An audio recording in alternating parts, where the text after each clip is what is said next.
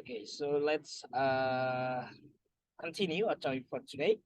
Uh, I will again explain from number 1 until number 15 about translation procedure proposed by Peter Newman. So let me share my screen to all of you. Yeah, I do hope you can see clearly my PowerPoint. And later on, tell me if you have trouble viewing my file.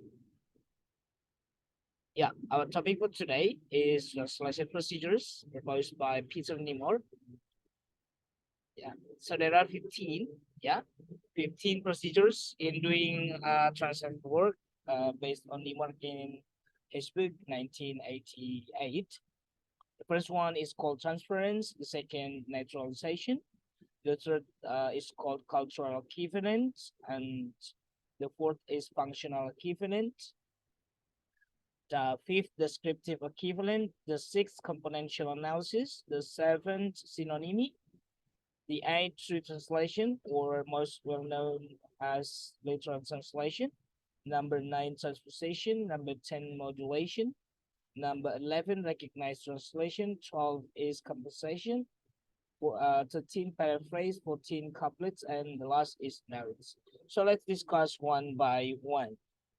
The first procedure, okay, before we discuss the 15 procedures, so based on NIDA, the expert in translation fit, also one of the experts in her book 1964, she mentioned there are two kind of procedures in the translation process. The first one is called technical procedure, and the second one is organizational procedure. So what is the difference between these two procedures? So take a look here. Technical procedure is an analysis of the source language text and the target language text, a truly study of the source language text before making attempts to translate it and making judgment of the semantic and syntactic approximation. So we are, as the translator, try to transfer the source language text in the target language text by analyzing first the semantic and the syntactic approximation. Yeah, without any comments, without any suggestion, or without any given suggestion from the readers. Yeah, but the second procedure, organizational procedure, uh, this is we as the translator translate the text, and after we translate as best as we can, and then we give our translation work to other people or to reader, okay, who understand about the text or who are in the field of the text. Yeah, they will give us some suggestion or some comments to our translation work. Yeah, so that uh, we yeah, we can make our translation work be better and more uh, clearly to understand it. Yeah. So organizational procedure means constantly evaluation, means we reevaluate our translation work. Yeah, of the attempt made, constructing it with the existing available translations of the same text done by other translators, and checking the text communicative effectiveness by asking the target language reader. Yeah, we need our readers' comments or suggestion. Yeah, to evaluate its accuracy and effectiveness and studying their reaction. So we first of all we need their reaction, we need their suggestion, we need their comments, and then we try to reevaluate or whether we reevaluate or not, yeah, based on their suggestion. But uh, our uh, our main goal is to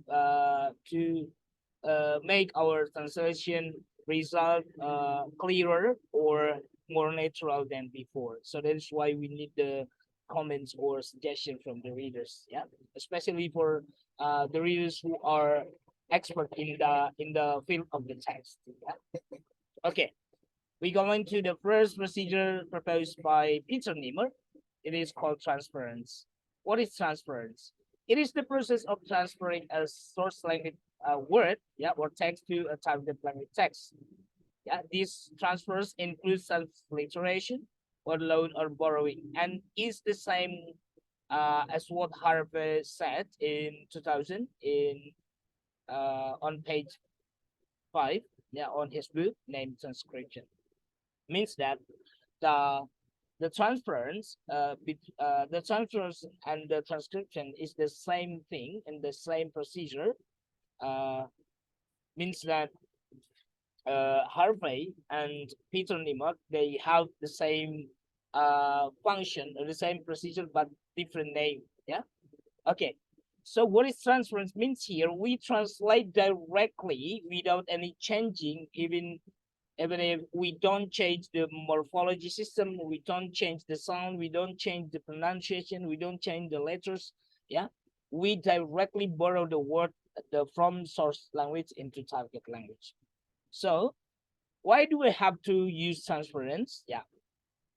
The reason why, because names usually, yeah, names are usually not translated into source language by neutralization, or we change the word.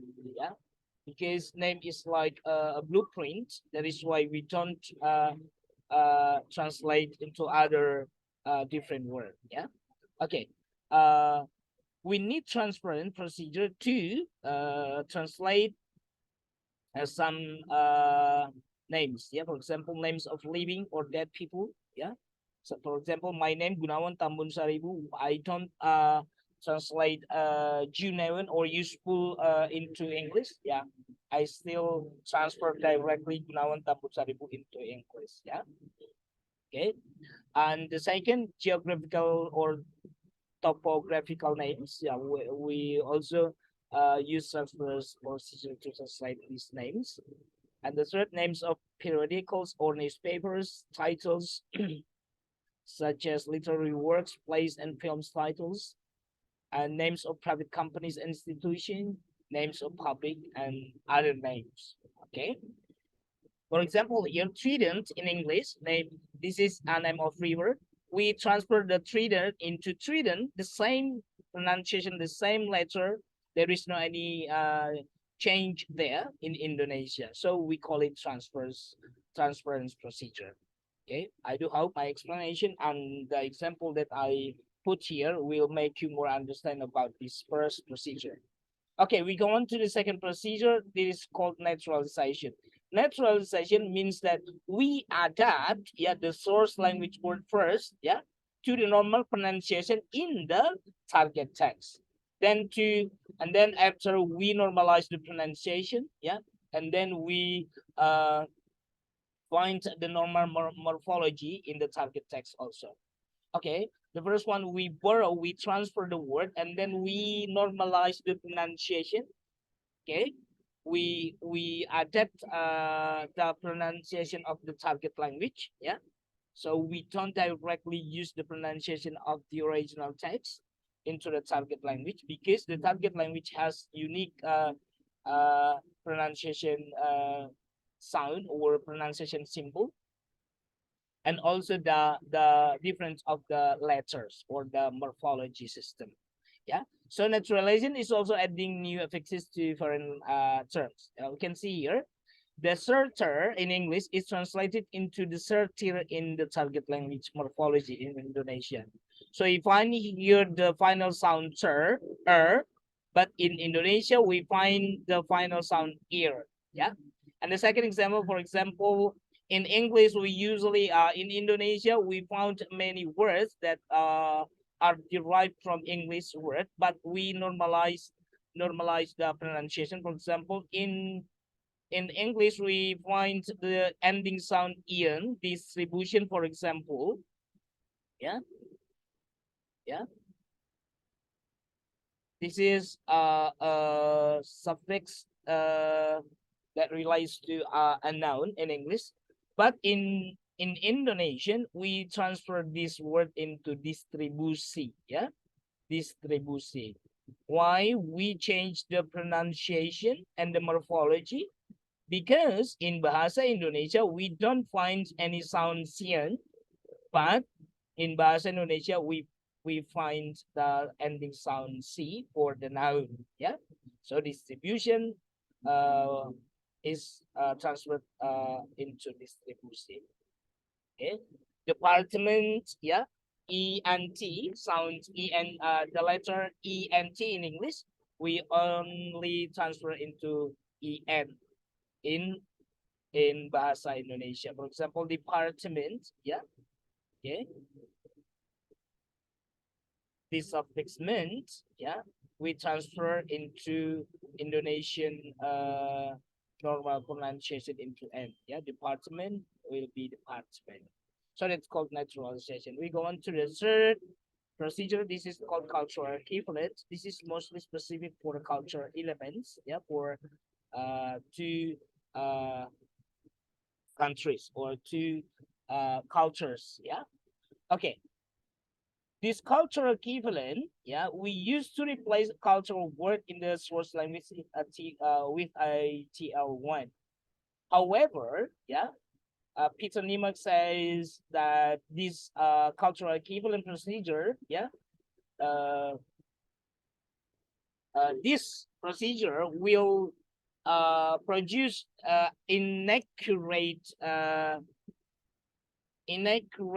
translation result, but it is the approximation. Yeah, it is the approximation because we don't find any one-to-one equivalent word in from SL into TL. So the best way to transfer the cultural elements or cultural words from SL source language into target language by using cultural equivalent means here, even though the translation is not very accurate, but we try to transfer, yeah, instead of omitting or deleting the word, yeah. Okay, for example here, the Night's Watch, yeah, this is the name of organization in English. We translate into Garda Malam. You see, the Night's Watch and the Garda Malam, this is two kind of activity, yeah. The Night's Watch, this is an activity done by a soldier or a warrior or a man, yeah, who guard a building, yeah, so that the building will not be entered by enemies. But in Garda Malam, yeah, a bodyguard or a man or a warrior, yeah, guard or keep, yeah, the housings from the thieves, yeah, or from the strangers, yeah. This is the same kind of activity, but different, a little bit different in the, of course, in the use of the names. We have different names here, but a little bit different in the process of activity. Yeah. Okay. So usually, even though this is not accurate because in Indonesia we don't have such as palace to be guarded by a man. Yeah, we usually have here in the small society in a housing. Yeah, we have a security. We have a security or a guard to keep or to keep all the nights long to take care of the housing so that the things or the stuff or uh, the yeah, we can say the stuff around the housing will not be stolen by some thieves. Yeah, so it's a little bit same in the activity and also a little bit different uh, in the cultural situation. Yeah, because each country has different cultural elements, cultural activity, and different and other different things. Yeah. Okay, and the second example here, Palais Bourbon. Yeah, this is a name of Parliament building in French, yeah. But in English also, their building parliament also called yeah, they in English also there is a parliament building, yeah, that is similar function with the Palais Bourbon. But in English, yeah, they have uh own name for the building. They call it Westminster. And for Italian people, they have uh the same kind of activity, yeah, for the building. They call it Montecitorio, and Indonesia we call it Gedung MPR or DPR, yeah. The same function of the building but different names and different shape of the building.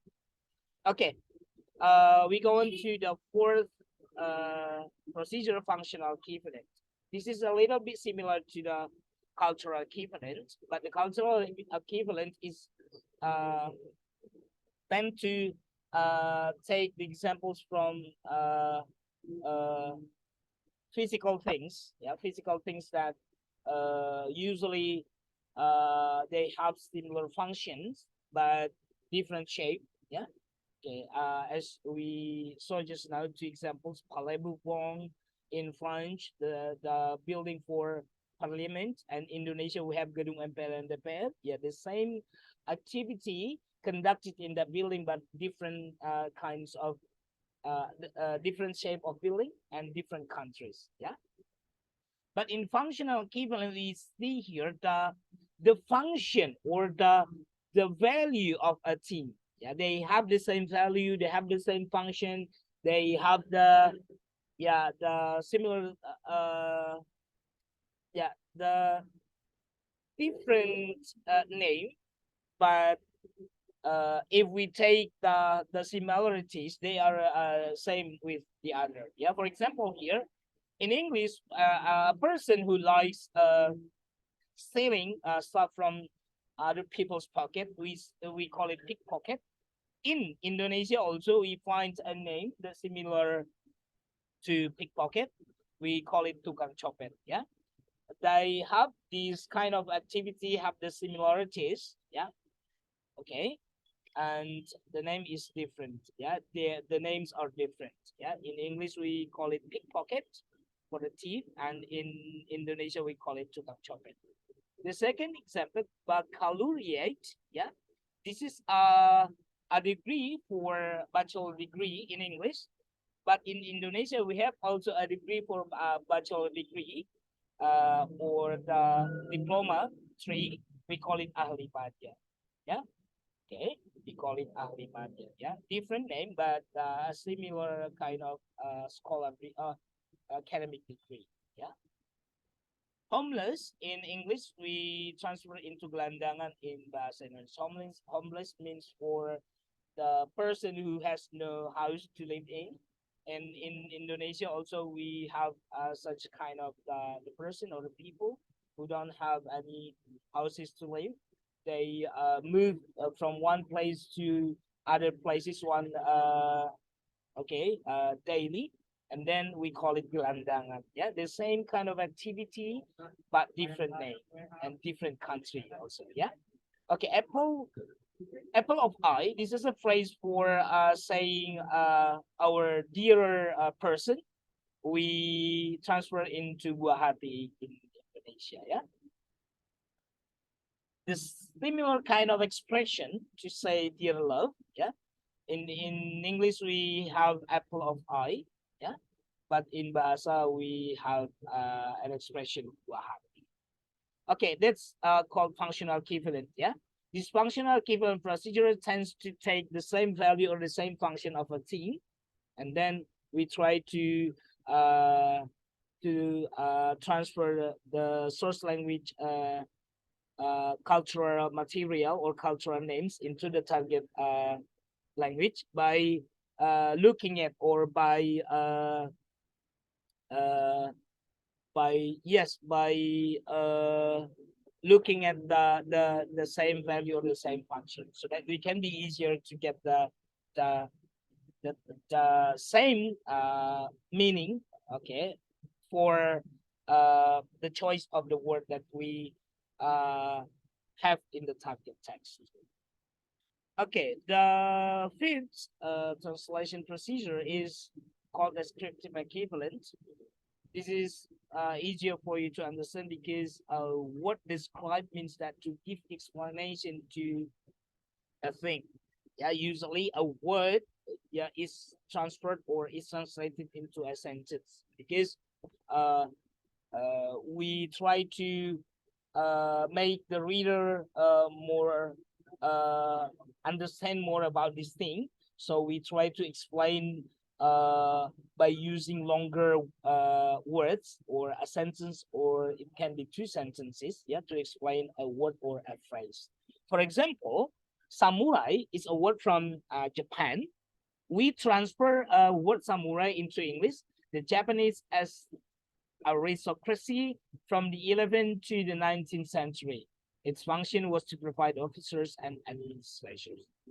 Yeah, as you can see here, a word, a thing, yeah, we transfer into two clauses. This is a main clause, yeah, and added by a sub clause, long sentence, yeah. So we use a long sentence to explain about a word in from the source language text. Destroyer in English, we transfer into kuda perang destroyer in Indonesia. We add information by using a phrase kuda perang. This is a specific name from for destroyer. If we only transfer destroyer into destroyer, yeah, I guarantee most of Indonesian people will not understand what kind of thing this is. But if you or if we add additional information or we describe this kind of thing, this thing by using kuda perang, means that this is a words to use in a war, yeah. Okay, so we call it kuda perang in Bahasa Indonesia, and the seer will be translated by using additional or the description, yeah. Kuda perang destroyer.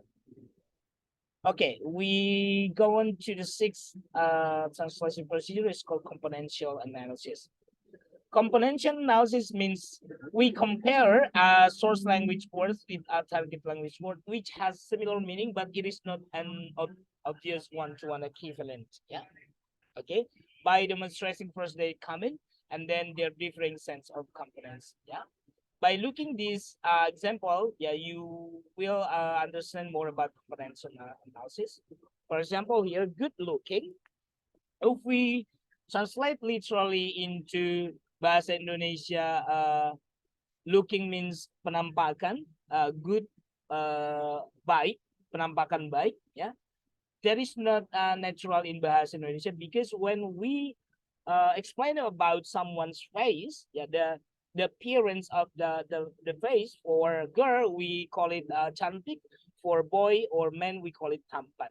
So good looking here, we try to gain the general meaning first, yeah. We don't try to transfer one word per word, yeah, because these two words have okay a meaning, yeah. Okay, so good looking we transfer into one word tampan in Bahasa Indonesia, yeah. The similar meaning of good looking is handsome, so we try to take the okay the okay how can I say good looking, what is the specific meaning of good looking in the source language first, yeah. We try to take the specific, yeah, the specific meaning first, the specific word meaning, the specific word first from the source language text, and then after finding the exact word for this phrase good looking, yeah, we try to take what is the meaning of good looking in English, yeah. And the similar thing is in the word of handsome. After finding the word handsome in English, we try to transfer in bahasa into Bahasa Indonesia by tampan or ganteng. Yeah. So we don't directly transfer good looking into Bahasa Indonesia, but first we try uh, to specify, yeah, this phrase. Yeah, we take a similar or the synonym. We can say the synonym. Yeah, the synonym word for this phrase. Yeah, uh, and then after finding the exact word that has similar meaning into this phrase, then we transfer it into target text. That's called componential analysis. Yeah, means that demonstrating first their comment. So what is the this phrase is commonly used for what? Yeah, for describing what? Yeah, because this good looking is describing face appearance. Yeah, human face. So we have to beautiful and handsome, because this text is describing yeah, according to the context of this word good looking. Yeah, it refers to a man, so we transfer it to tampan, not cantik. Okay, all right, we go on to the seventh translation procedure. This is called synonym. So what is synonym? Yeah, synonymy is a near target language equivalent and nearer target language equivalent with economy terms accuracy. Yeah, this synonymy means to have an equivalent in meaning, the one-to-one equivalent meaning. Yeah, this procedure is used when there is no one-to-one equivalent. Sometimes the translator uses synonyms. Yeah, so we use first synonyms of the word. Yeah, then we transfer into the target text. Yeah? For example, here souvenir. Yeah, souvenir in English we transfer into Bahasa Indonesia using oleh-oleh. Even though souvenir can be a hard thing, yeah, or souvenir is a thing that we give to other people because we come from other town, we come from new places, yeah. We travel to new places, we travel to new countries, and then we go back to our country, we go back to our friends, and then we bring them some kind of thing. We call it oleh-oleh in Bahasa Indonesia. But souvenir in English, usually this thing is made of hardware, such as metal, clothes, wood, stone. But oleh-oleh, it can be many it can be anything that we give to other people. Yeah, can be food, can be, yeah, can be hardware or can be software. Yeah, so a little bit different, but we try to gain to take the exact, yeah, because there is no one equivalent, there is no exact word for translating souvenir in Bahasa Indonesia. Yeah, but the similar thing into the kind of thing souvenir is oleh-oleh. So we transfer souvenir into oleh-oleh, even though there is a different kind of thing between these two words. Yeah. The second example is this phrase per till in French. We try to take the some synonym words, yeah, in English first, so that we can get the exact word, the exact choice of word, yeah, to transfer into the target text. Per till français, yeah, in French, yeah, we have the similar word in English, gentle, good, pretty, kind, for the word gentil. Yeah. Okay. When we try to reread the text, the source text, and then we know the context of the text, and then we choose the correct word, yeah, the exact word for transferring the adjective gentil by using kind, not gentle. Yeah. Okay. So this is the exact okay, we have here four words, for synonym words for gentil, gentle, good, pretty, kind, because the text is describing a person, a moral value of person, and then we take, or we choose the word kind instead of pretty, good, and gentle. Yeah. And the third example also, compte piquant, in French. We try to find the synonym word for piquant first. Yeah.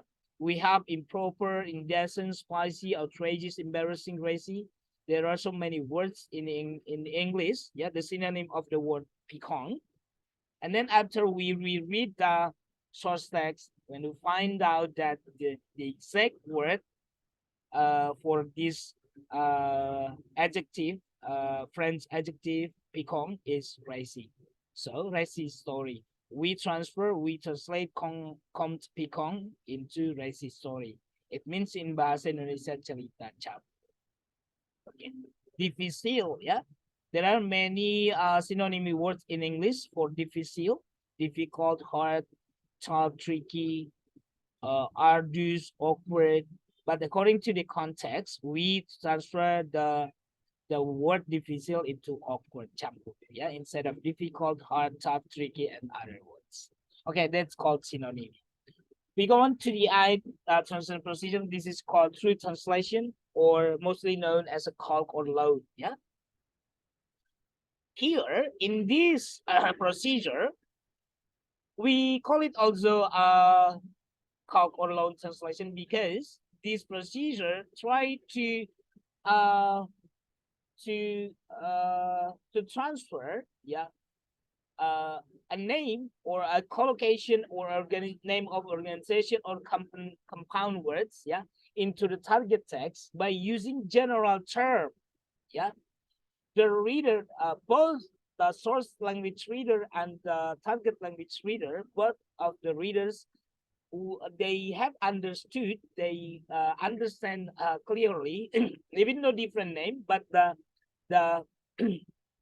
the thing is the same. Yeah, for example, for the name of organization, in English we have an organization called European Cultural Convention. Yeah, but the same organization in French, but in different name, they call it Convention Cultural European. I'm sorry if my pronunciation in French is incorrect. Yeah. Okay. So different name, but the same institution, the same organization. For example, in Bahasa Indonesia, we have Perserikatan Bangsa-Bangsa. Yeah. For translating Perserikatan Bangsa-Bangsa.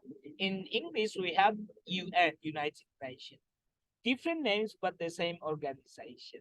Yeah. Instead of we borrow this word, this okay, this name of organization in English, United Nations. Yeah, we transfer into our own language. Yeah, in Bahasa Indonesia, Perserikatan Bangsa-Bangsa. Okay, so different name but the same institution. Okay, so we have here many examples. You can read by yourself. Okay, I just explained number 1 and number 2. We're going to the 9th translation procedure. This is called shift or translation. Okay. This topic is very useful for you to understand, because especially for shift and translation, because these two topics are usually taken by your senior to into their research topic. Yeah. Okay, because the data is are so many taken from novels, subtitles, or kind of books. Yeah. Okay.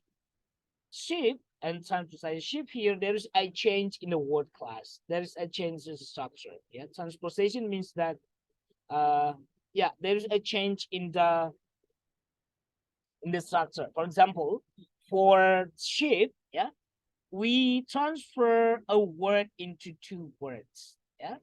Welcome to my house. A word welcome in English, we transfer into 2 words. Selamat datang in Bahasa Indonesia. That's called shift. Yeah. From 1 word into 2 words, or a word maybe into phrase into clause. Yeah. Okay. So this is a change in the word class and the word level and the syntactic level. Yeah. Again, for the transposition, for example, here, blue book. Yeah. This is a noun phrase. Blue is the modifier to modify the word book. This is the noun. But you see here, blue, yeah, we put first the modifier and then followed by the noun. But this is different, a very different structure in Indonesia, because in Indonesia, the structure must be we put the noun first and followed directly by the modifier. So it's very different, right? So this is called transposition. Yeah, the position. Yeah, the position of the modifier and the noun is different. Yeah, we change the structure, we change the position. That's called transposition. And see, there is a changing in the uh okay, the singular into plural, or for example, a word into phrase into structure, or structure into uh, uh phrase, or a phrase into sentences. That's called shell. Yeah.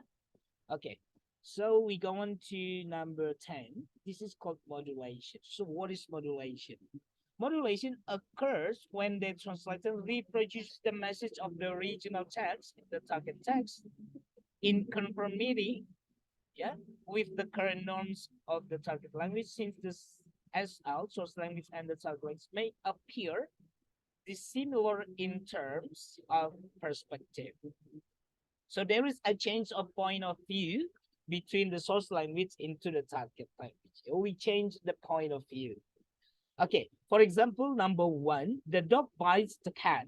We see here the structure in English, the source language is in English. The structure here is passive voice, active voice, active, yeah. But in Bahasa Indonesia, in Indonesia, we have the passive form. So bites, yeah, menggigit, yeah. It is if we transfer this word bites, yeah, we if we transfer into active, we have menggigit. But here the translation result is used passive voice, digigit, yeah. Okay, and the dog is the subject of this active sentence. But here the dogs or anjing is in the at the end of the sentence. Yeah, the so we change the mode. Yeah, the mode, the shape. Yeah, from active into passive, or from passive into active, vice versa. That's right. And the second example, we this is very unique. Yeah, you are going to have a baby. Here we have a phrase, a baby, noun phrase. Yeah, but we don't find the translation of baby in the target text. Yeah, but the meaning is not distorted, because if a man get married and then the man will have a baby, yeah, so he will be a daddy, right? Yeah. So we change point of view here. The reader will be focused for this kind of thing, baby. But here in the translation result in the target text, yeah, we don't find any translation of baby, but we find here different point of view, yeah. Ayah, different word. Ya, kamu akan menjadi seorang ayah. If we transfer this literally into English, we re-translate into English, you will be a daddy. So you are going to have a baby. It's the same, or the reader will know that you will be a daddy. Yeah, you will have a baby and then you will be a daddy. Okay, so that's the example of modulation. Yeah. Okay, so that there's a change of point of view between the source language text and the target language, but the meaning is okay. The meaning is correct. The meaning is still is still understood by the reader. Okay, the 11th procedure is called recognized translation. Recognized, yeah, let me read for you. Recognized translation appears when the translator uses the authentic or the proper translation of any institutional term, such as regulation, law or rights, official terms in both language and the target language. So we use this procedure, recognized translation, for translating institutional terms such as regulation, laws, and official terms. For example, mit Beziehung in German, mit Beziehung, yeah, in German, this is a kind of law, yeah, in German. Yeah, the same law in English, we call it codetermination. Different name, but the same law. Yeah. The second example, Rebstadt. Yeah, this is in the Dutch word and German word. Yeah, in English, we have also constitutional state. Yeah. Okay. So different names, but the same regulation, the same law, the same we are only different name, but the same law. Yeah. In different countries. Civil law in English, we have the translation in Bahasa Indonesia Hukum Perdata, and criminal law in English we transfer into Hukum Pidana. This is the similar laws but different name. Okay. All right, we go on to the 12th translation procedure called compensation. So what is compensation? Okay. Compensation occurs when the loss of meaning, sound of effect, metaphor, or pragmatic effect in one part of a sentence is compensated in another part. This procedure introduces information or messages from the source language text containing stylistic elements into the target language. For example, here, yeah, if there is a place you've gotta go, I'm the one you need to know. This is I get these two lines from a song from Dora movie. Yeah. Okay, look at here. Go, literally, we have our translation word in Bahasa Indonesia pergi. Yeah. No, in Bahasa mengetahui. But we don't transfer this word literally. Yeah, even if we try to take a look at from the first word. If, jika, there, ada. Yeah, if we translate literally, jika ada sebuah tempat yang akan kamu tuju untuk pergi, sayalah orang yang ingin kamu kenal.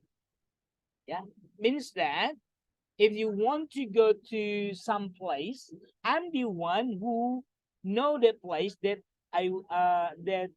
bring you there, because I'm the one who knows the place well. Then I can get you there. Okay, but in Bahasa Indonesia, we don't transfer literally by specific physical word, but different. But the meaning is not distorted, yeah. The meaning is still transferred, yeah. Jika kamu mencari tempat aku orang yang tepat, here, yeah, to preserve the stylistic, the beauty of the rhyme of these two lines of song lyrics, yeah, we try to get or to find out the word that have the sound in the first line and the second line, yeah. But the meaning is still transferred. Yeah. So here go, tempat, no, tepat. Yeah. The same rhyme, the same rhyme. Yeah. But if we transfer this word literally, yeah, we don't have the exact meaning of go in this sentence. Go, pergi, yeah. There is no any pergi in this Indonesian sentence. Mengetahui, yeah, the equivalent word in Bahasa Indonesia, there is no any word mengetahui in this sentence. Means that Yeah, in order to preserve the beauty or the stylistic form of the source language into the target language, yeah, we try to find out the, yeah, we try to think over and over. Yeah, this is not easy, guys. The this translation procedure is very difficult to do if we are not expert in the translation field. Yeah, okay, especially for for those people who don't like reading poems. Yeah, yeah, there will be very difficult. They will get difficulties. They will find difficulty in translating song lyrics or poems. Yeah, okay. So this translation procedure is usually used for translating literary works. Yeah, specifically for poem song lyrics. Okay. Yeah, we go on to the 13th procedure. This is called paraphrase. Paraphrase means that we add information by our own words, yeah, so that the reader will understand more about what we get from the source language text. Yeah, if we are a translator, realize that this translation uh, is still not clear to the reader. Yeah, we try to add information. I mean that we paraphrase. Yeah, we don't use the exact equivalent word from the source language text, but we try to make the reader, the target reader, understand about this text by adding or by paraphrasing by using our own words. Yeah, because we know our target reader. Yeah, we know their uh, ability, we know their interest. Yeah, so we try to find out a good or the best word for explaining about a phrase or a word. For example, golden gate. Yeah, in English, this noun phrase or this name we transfer in bahasa Indonesia. Golden gate adalah we give the definition to this word, ya, this name golden gate. Golden Gate adalah selat yang menghubungkan Teluk San Francisco dan Samudra Pasifik, terletak di pesisir barat Amerika Utara. So the reader will understand what is Golden Gate. Okay, so in general, maybe for academics people, for academician, they will understand directly what is Golden Gate, what the Golden Gate is. But for general, for senior high students, for the primary students, for those people who don't enter schools, who don't graduate from, even if from secondary school, yeah, they will understand because the translator tried to translate by using paraphrasing. Yeah, so we give definition to this thing. Yeah, this is called paraphrasing. For example, si Pitung in Bahasa Indonesia, this is a name of a person. So if we translate into English, the English reader will understand who is si Pitung. So we try to describe about si Pitung. Yeah, si Pitung was a brave man from Batawanese born in North Jakarta in 1966 who had fought against Dutch soldier in 19th century. So a very long sentence. Yeah, yeah.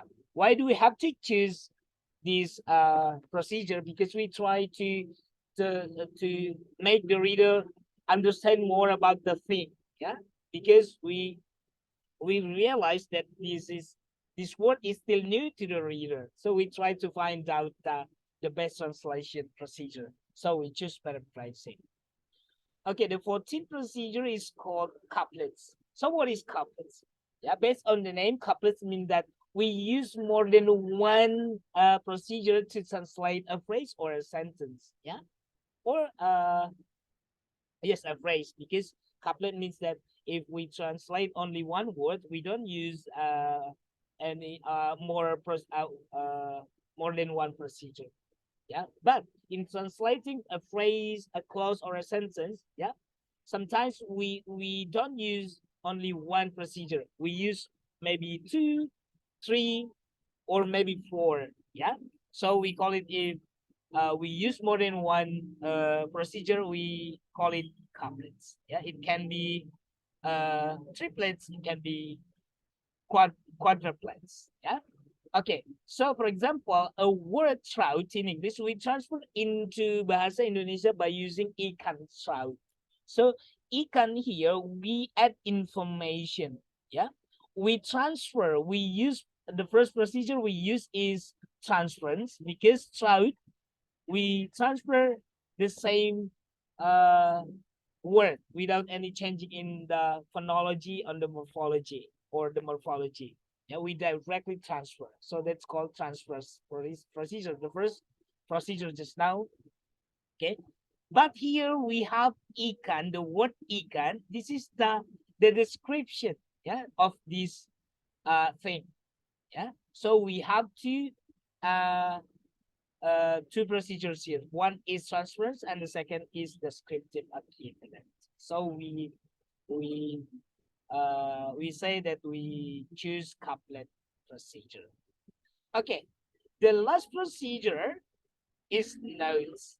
Note is very easy to understand because the first, when we translate a word, we borrow directly the word, we transfer the word, and then at the end of the page, yeah, we give explanation, we give additional information at the end or below of the page. Usually we type the information about the word that we borrow at the end of the page. Yeah, so we call it nouns. Yeah, so for example, doublets, the word doublets, we still use transference. Yeah, we still use transference.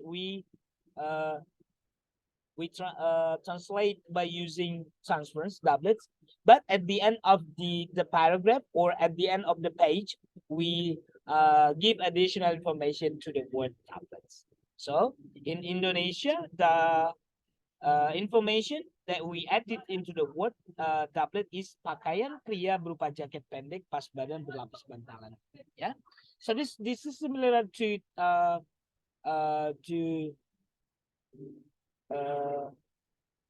giving additional information just now. This notes is a little bit similar to description. Yeah, we give description.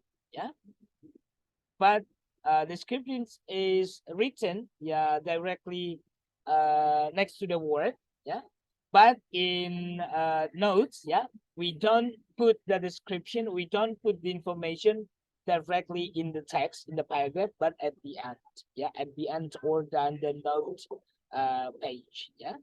Okay, so this is all my explanation about 15 translation procedure proposed by translation anyone. So I'll see you next meeting. So I do hope my explanation will be helpful for you to understand this topic. Yeah. So yeah, later on I will give you an assignment. So you need to browse some information or you try to find out. Yeah. Try to take one example of each these 15 translation procedures from your own language into English or from English into your own language. So, for example, Roland, yeah, you take the source language text from Filipino, and then the target language is from English, or vice versa. Yeah, you try to take the source language from English, and then the target language will be your country language, Filipino or Tagalog. And for Evelyn also, maybe you have the source language from Indonesia and the target language is in English, or the vice versa. Your source language is English and then your target language will be Bahasa Indonesia.